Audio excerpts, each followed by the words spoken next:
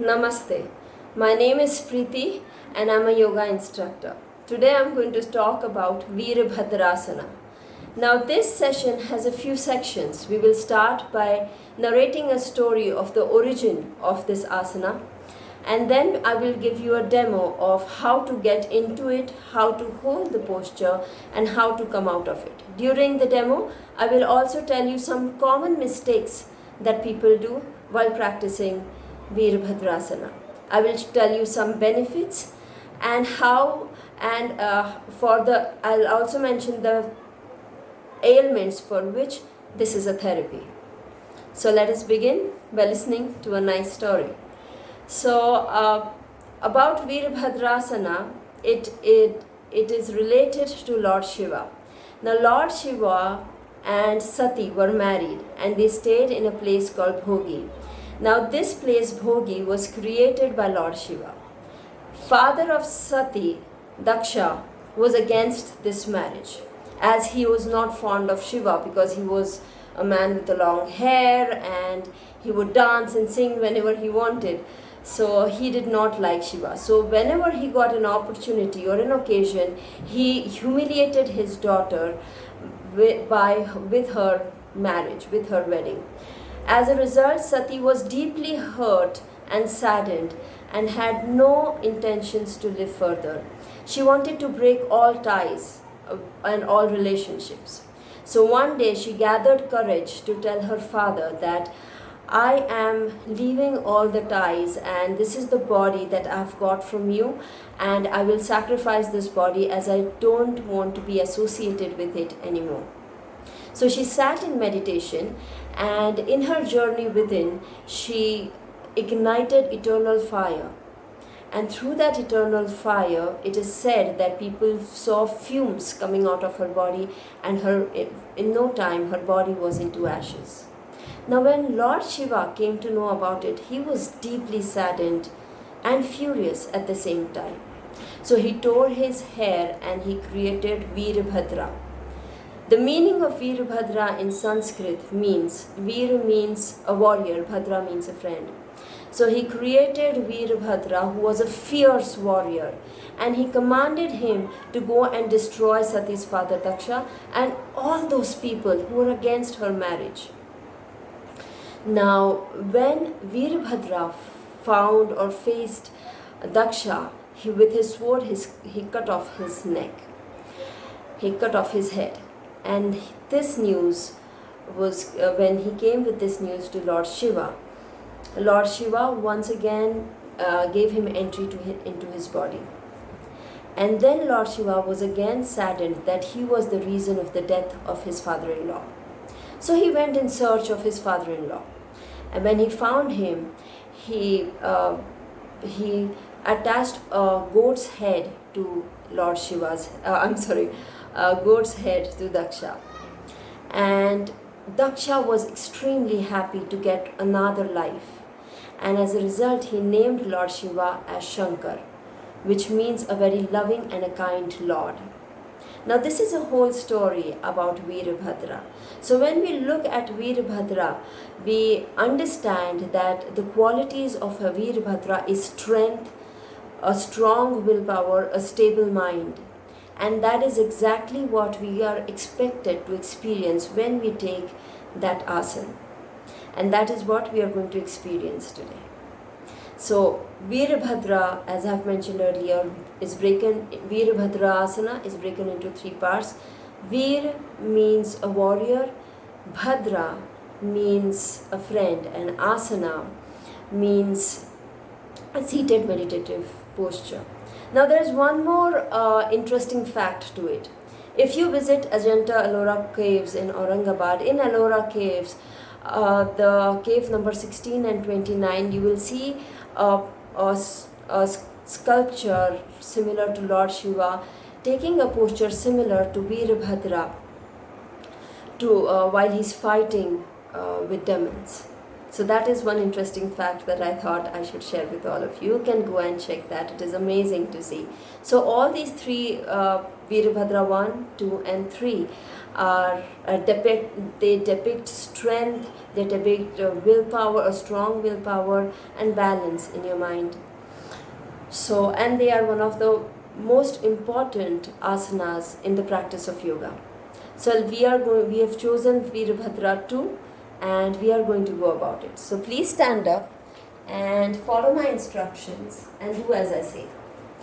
Keep your feet together and now separate your feet away from one another.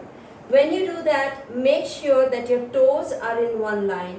Do not stand with one toe forward or one toe behind. They have to be in one line. Both your toes and heel are in one line. As a result, they are sharply parallel to one another. Hands on your hips. Turn your right toe out. Now again, your right toe is sharply out so that your right toe and heel is in one line. It is sharply pointing to the side wall. Turn your left toe 30% in. Hands on your hips. Start bending your knee.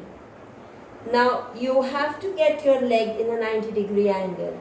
A lot of times there are few mistakes that people do. As I told you, when you are keeping your foot out, that is a mistake, because when you are bending your knee, you are putting pressure on your knee.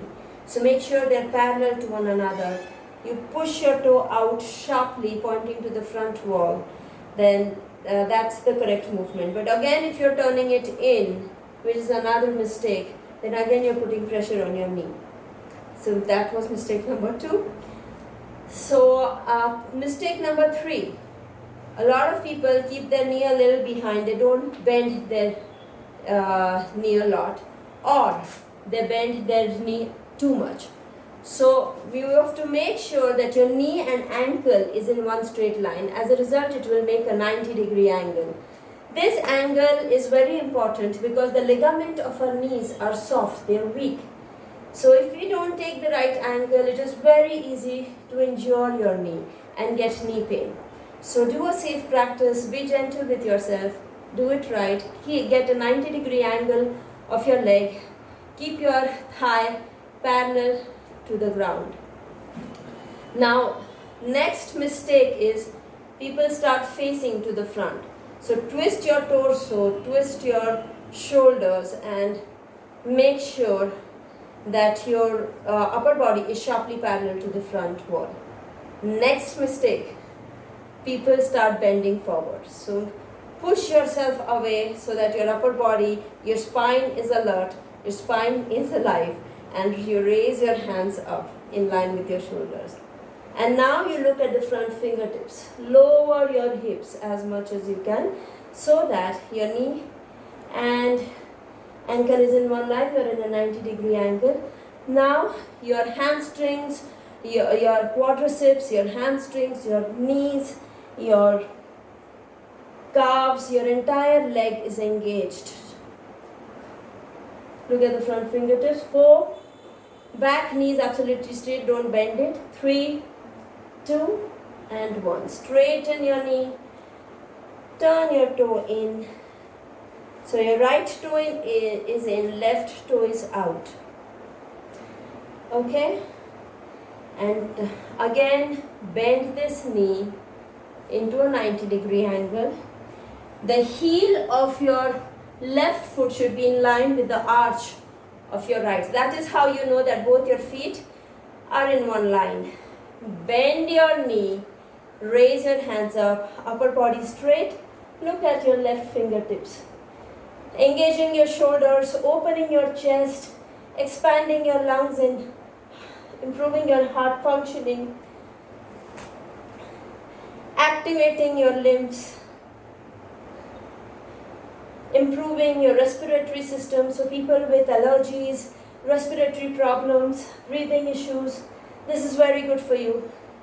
People with high blood pressure or heart related issues, this is again very good as it strengthens your circulatory system. Lymphatic system improves. As a result, immunity builds up. It works wonderfully on your digestive system as it is strengthening your digestive organs. And slowly come back at the center, get your feet in and get your feet together and relax. So as I've mentioned, this is wonderful for your circulatory system, for your respiratory system, for your digestive system and for your lymphatic system. It activates your entire legs, your hips, gluteus, engaging them. So people, it is a therapy for people with sciatica, flat feet, osteoporosis, fertility. They must do it. It is also amazing for pregnant women to practice this in their second trimester for their low back ache. It strengthens your back. It is a posture corrector as well. So it has many benefits. One must practice this. Now, one most important benefit of it is that in your navel region, there is Manipura chakra. Manipura chakra is responsible for energy. It is responsible for strength, a strong willpower, balance in your mind, flexibility, strength. So all of this. So somebody whose Manipura chakra is strong, it's balanced, you will experience all of this. As against, if it is imbalanced, then you will feel tired, fatigued, not interested in anything, weak willpower, issues with digestion, issues with liver.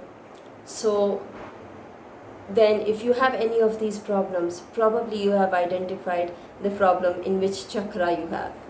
So this was all about Virabhadrasana. I hope you enjoyed the video. Please let me know if you like it. Thank you. Namaste. Have a wonderful day ahead.